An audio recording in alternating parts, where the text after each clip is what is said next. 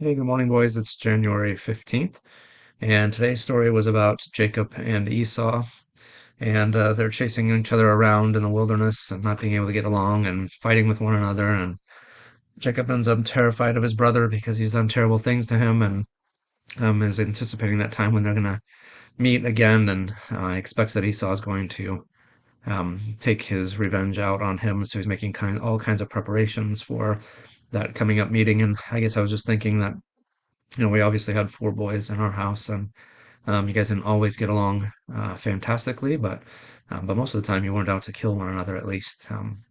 And I wonder what it'll be like when you guys grow up and how you guys will relate with one another when you're older. Hopefully, you will want to be around one another and see each other differently than you do as your kids.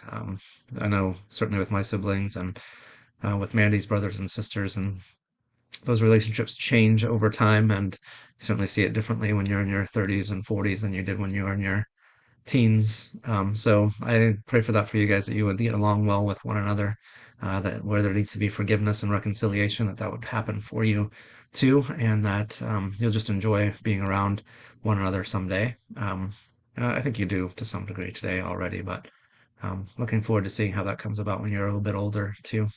So I just want you to think about that today. Think about your brothers and think about what you're doing to cultivate those relationships, making sure that, when you're a little bit older, that you don't have things that you look at back on with regret, but that you look back and you have fond memories of times with your brothers and want to spend time with them. That would be something I would enjoy. Your mom certainly would too. So that's just a thought for today. Um, I'll pray for that for you guys. All right. Talk to you later. Bye.